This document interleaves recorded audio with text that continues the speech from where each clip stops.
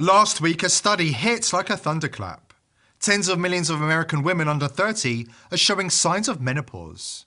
You heard that right. Tens of millions. Young women, their bodies shutting down decades too soon. A fertility crisis isn't just looming, it's here. But is this a tragic fluke or a calculated move? Today, we're digging into the data, the whispers, and the powers pulling strings. Could this be the ultimate crime? A depopulation agenda designed to hollow out humanity itself? Stick with me. The truth is about to get uncomfortable. Menopause. Basic biology, right? A woman's reproductive years wind down, periods stop, the baby-making clock runs out. Typically, hits between 45 and 55. Average age in the US a decade ago was 51. Simple, natural, nothing to see here. Except now, the clock has gone haywire. A bombshell study from Flow Health and the University of Virginia just dropped, and it's a gut punch. They surveyed thousands of young women, and the numbers are staggering. Half of women aged 30 to 35 are reporting signs of perimenopause. That's the technical term for this early shutdown. Hot flushes, irregular cycles, symptoms that belong in your 50s, not your 30s. Over 55% of these women say it's moderate to severe. Jump to the 36 to 40 crowd, and it spikes to 64.3%.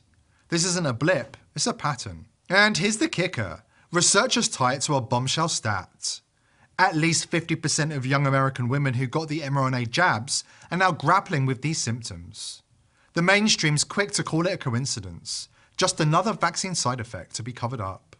But what if it's something more? What if this is a fertility crisis unfolding in real time? A slow bleed that could end us. It's not like the elite have been keeping it a secret. Globalists and their powerful allies have spent decades openly discussing their plans to eliminate 90% of us in the name of saving the planet. Here's Melinda Gates letting the cat out of the bag.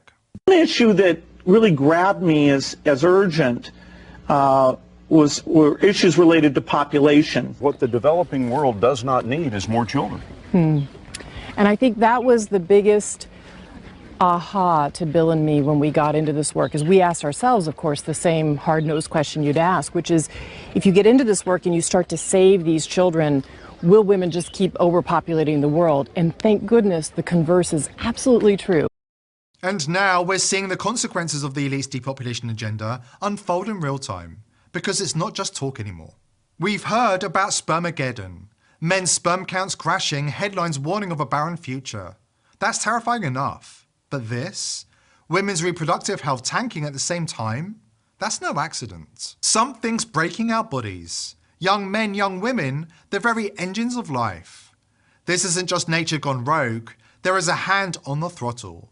This ties into something bigger, a deliberate push towards population collapse. We have like too many people on the planet, but actually this is an outdated view. This is assuming that AI is fine, assuming that there's a benevolent future with AI, I think that the biggest problem the world will face in 20 years is population collapse. Collapse. I agree. I want to emphasize this. The biggest issue in 20 years will be population collapse. Not explosion, collapse. It's very easy to see what the world will look like in 20 years because humans have a 20-year boot sequence. So like you say, okay, well, who was born last year? Let's name the players. The World Economic Forum, the United Nations, the International Monetary Fund. Not just acronyms running along the bottom of a news ticker, these globalist vampire squids are jamming their blood funnel into every Western government and penetrating cabinets across the world. They're not even trying to hide their agenda. According to BlackRock CEO Larry Fink, population collapse is a good thing, because AI robots will soon be able to do all the work of useless humans. I could argue in the developed countries, the big winners are countries that have shrinking populations. Okay, that's something that most people never talked about. You know, we always used to think shrinking population is a cause for negative growth. But in my conversations with the leadership of these large developed countries that have xenophobic immigration policies, they don't allow anybody to come in, shrinking unemployment, shrinking demographics, these countries will rapidly develop robotics and AI and technology. And if the promise, I didn't say it's going to happen, but if the promise of all that transforms productivity, which most of us think it will, we'll be able to elevate the standard of living of countries and the standard of living of individuals, even with shrinking populations. As the global elite sing from the same satanic hymn sheet, the question must be asked. Are we watching a sterile future engineered in real time? Don't go anywhere. We're about to unmask the endgame, and it's darker than you think. For decades, the globalists have peddled policies, open borders, climate dogma, economic upheaval, that don't just happen to kneecap families and fertility, they're built for it. Take the WEF's Great Reset, a shiny post-pandemic vision of sustainable development. Sounds noble, right? But when you dig into the fine print, it's a depopulation blueprint. Mass migration floods the West, driving down wages, pricing young couples out of homes. No house, no kids, simple math. Climate agendas pile on the guilt. Don't reproduce, save the planet, they chant. Then there's the cultural rewrite. Marriage is old-fashioned. Monogamy is restrictive. Family is a burden. Abortion is virtuous, God is dead, and satanic morals reign. These aren't grassroots vibes, they're engineered by the globalist organizations, disseminated through the mainstream media, popularized by pop culture, and funded by billionaires, meeting behind closed doors and sipping champagne at Davos, while plotting to murder all of us. Now, let's rewind the tape. 1968, the Club of Rome, a clique of scientists and globalist tycoons, dropped the depopulation Bible, The Limits to Growth. Overpopulation is the enemy, they say.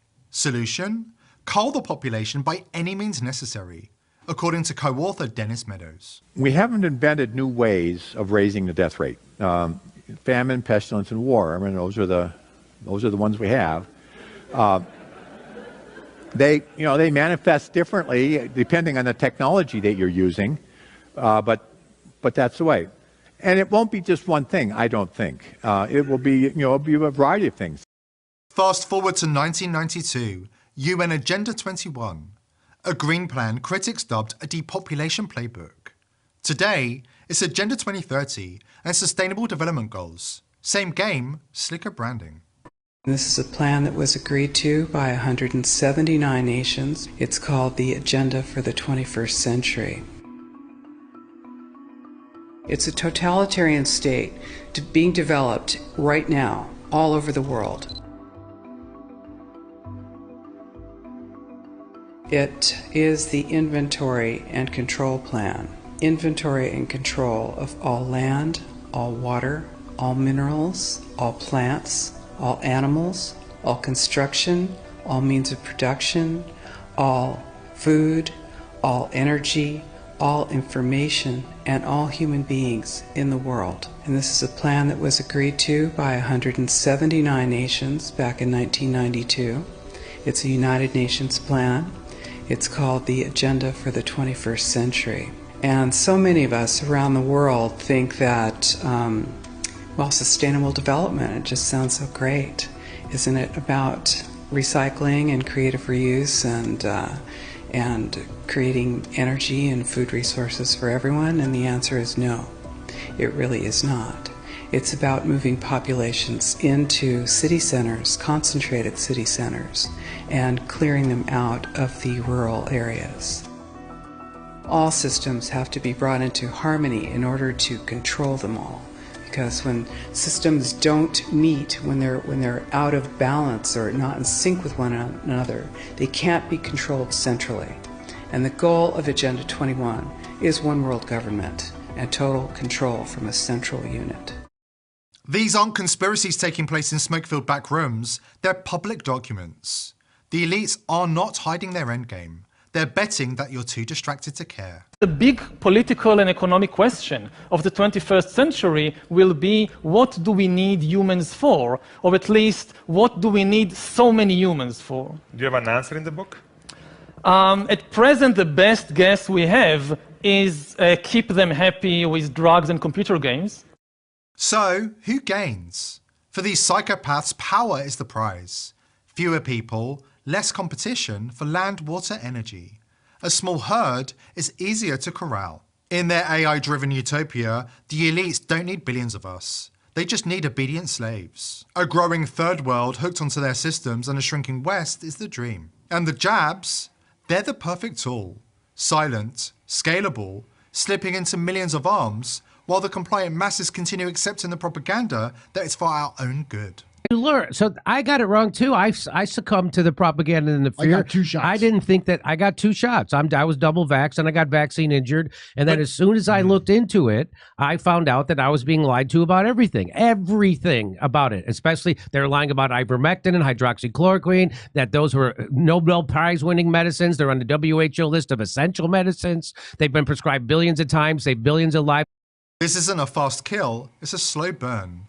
No lone psycho with a knife, just thousands of quiet cuts across generations. The evidence? It's in the numbers. Fertility is screaming the truth.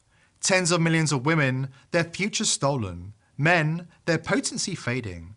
By the time the cradles go silent, it's checkmate. Just ask the Japanese. Japan is running out of people, it will get worse, and we are next. Last week, Japan's government announced the country lost 861,000 people last year as the country's fertility rate, which is the average number of babies a woman is expected to have over a lifetime, fell to a record low of 1.2. For perspective, if you start with 100 million people and have 1.2 babies each, after 3 generations, you are down to just 20 million people. Related, over 65s now account for 30% of Japan's population, while a new study finds there are 9 million vacant houses in Japan, which is about 1 in 6 houses in Japan that are vacant and falling down. What's driving it? As always, government. Namely, we're running out of kids because slow growth and inflation force two-income families, while mandatory government pensions remove the main historical incentive to have kids to support you in old age. So if you're struggling to make ends meet as it is, and if you don't need kids when you're old, you will delay or skip them altogether. And that is exactly what happened in Japan. But here's a flicker of hope. Somebody who gets it, someone tying these threads together, is now heading the Department of Health and Human Services. Can he turn the tide? Pharmaceutical drugs and toxic waste permeate every cell of our bodies. The assault on our children's cells and hormones is unrelenting. To name just one problem, many of these chemicals increase estrogen. Because young children are ingesting so many of these hormone disruptors, America's puberty rate is now occurring at age 10 to 13, which is 6 years earlier than girls were reaching puberty in 1900. Our country has the earliest puberty rates of any continent on the earth. And no, this isn't because of better nutrition. This is not normal. Breast cancer is also estrogen driven, and it now strikes 1 in 8 women. We are mass poisoning all of our children and our adults